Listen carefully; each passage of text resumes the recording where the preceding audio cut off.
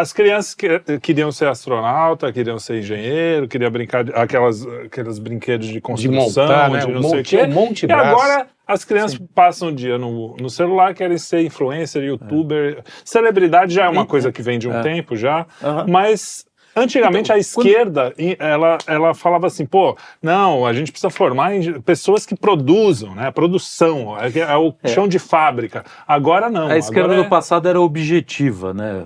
Pode ser ruim, era ruim também. Mas o problema é que passou a ser um problema subjetivo. A questão dessa perda de individualidade, ela transforma o subjetivo muito mais importante do que o objetivo. E aí, quando você cria toda uma ideia de que assim, não há sofrimento, não pode haver nenhum tipo de conflito, tudo tem que ser perfeito.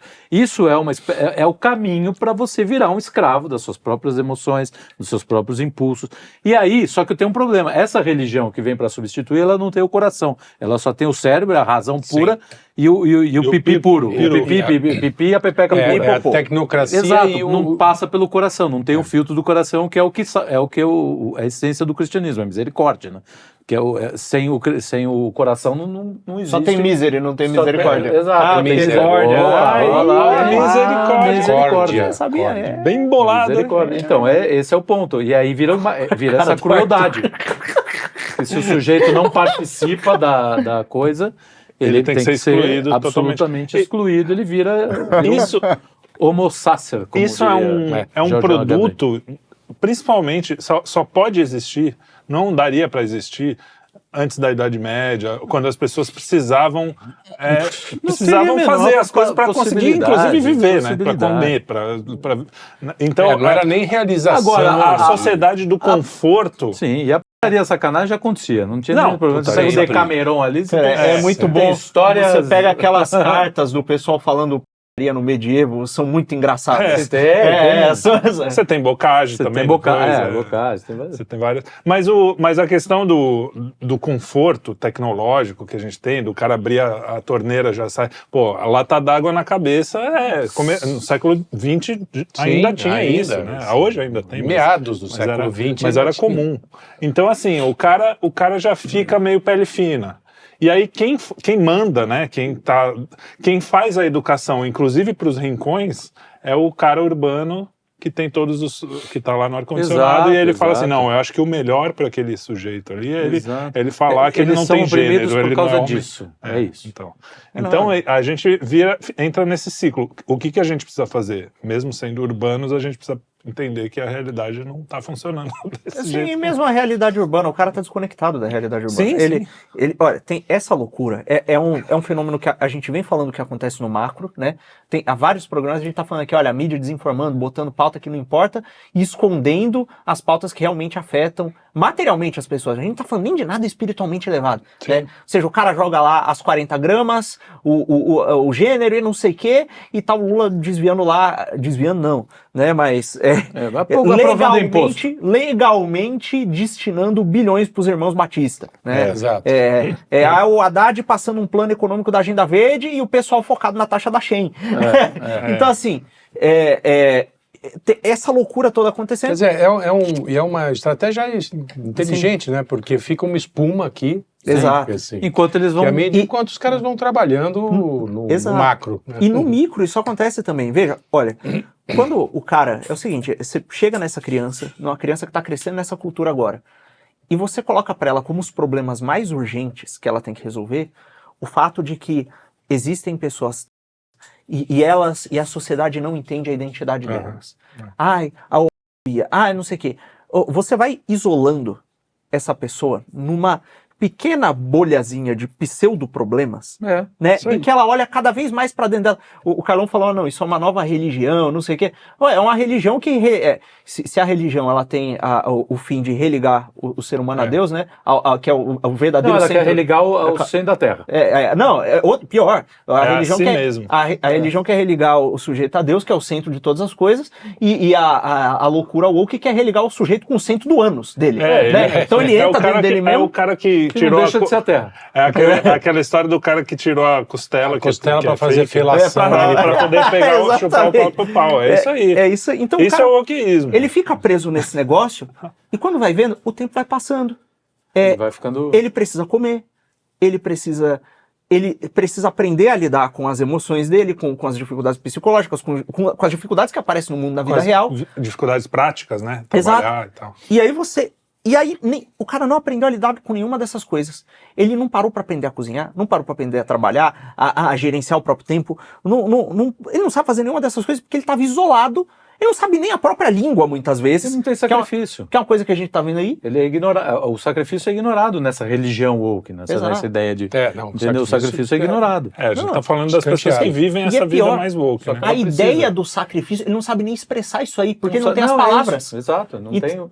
Então, assim, o cara é privado do que tem de mais essencial na vida dele, de mais importante, pra ficar colocado nesses problemas. Então acontece que você cria uma verdadeira caça de párias que não conseguem fazer nada. E eles... o wokeetariado. Exato. Primeiro você priva dos valores, depois da linguagem. Esses caras viram realmente subhumanos, né, cara? Porque você não tem capacidade de entender nada além do seu próprio umbigo. Exato. Das suas dores, não de que eu tô sendo isso, que eu tô sendo aquilo. Chega aos 30 anos, 30 e poucos anos, a família... Né, não consegue mais prover, o que esse cara vai fazer? Exato. E quando a gente Ele fala... não formou família. Não formou quando a gente família. fala subhumanos E odeia também a família que provém pra cuidado. Sim. Quando fala subhumanos, porque vão falar, então eles não merecem, eles Não. merecem ser... Ao contrário, a gente tem que acolher esses caras que elevar, eles precisam ser elevados à categoria humana.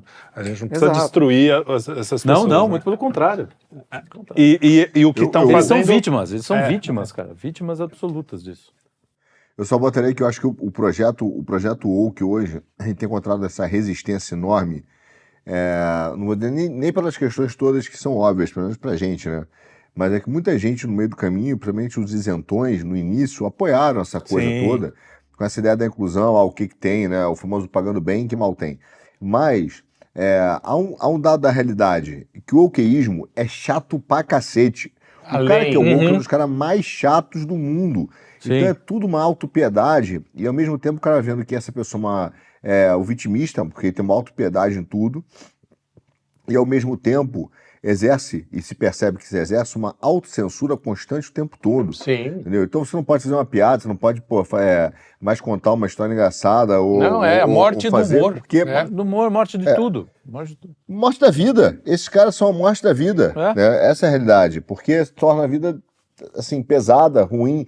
E as pessoas que às vezes não são nem de direita hoje, por exemplo, os isentões, eu tenho amigo isentão, infelizmente, mas eu vejo que o cara vem e fala assim, pô, não, realmente esse papo do ecoísmo ninguém aguenta mais. É muito chato, porque é chato, é gente chata, entendeu? Não, e então, boa parte da esquerda não aguenta isso. Não aguenta mais. Tem uma parte da esquerda que não suporta isso. Porque a chatice é a imobilização das ideias, da comunicação e até disso que eu estava falando, da inovação. Então, o ser humano ele tem sede de saber, sede de movimento, né? Dessa coisa de você querer ir, eu não digo evoluir porque você odeia essa palavra, mas sede de ir para frente, né? Mesmo, de sair do mesmo lugar, porque o que te causa... Ele gosta de se reformar. O que é o que é de se reformar? O que é a depressão, bota né? de ato A depressão, potência, então. A depressão não é fala. Ato potência, Aristóteles. A depressão não é a tristeza profunda, é a imobilidade. Você não quer fazer nada, você fica ali prostrado. Estático. E quando você quer fazer e não consegue, porque exatamente, você faz uma piadinha, o Emílio nem foi cara, ele nem imitou viado. Ele imitou um cara afetado. Veja bem, você por aqui. Virou homofobia, cara. Com direito a Jovem Pan se desculpar publicamente. Que vergonha, bicho. Que vergonha. Se desculpar publicamente por causa daquilo. Eu não tinha visto e ainda falei, sacanagem, né? Mas conhecendo o Emílio deve ter zoado o cara. Não foi nada, absolutamente nada. O que ele fez não foi nada. E virou... Então, assim, você fica imóvel. Os caras vão minando até as coisas mais... tolas, né? Tolinho, exatamente. Porque não pode exceder, né? E é o mesmo cara, eu descobri agora há pouco, é o mesmo cara que estava passeando na pandemia e falando para todo mundo ficar em casa. Esse vagabundo. Então assim, ficou ofendidinho, mas fez o trabalhar lá, o cara que precisava perder ganhar emprego, ficar em casa e não podendo abrir o comércio dele, entendeu? Esses caras não merecem nada. Não merecem nenhum respeito. Nenhum respeito. Sim, nenhum respeito.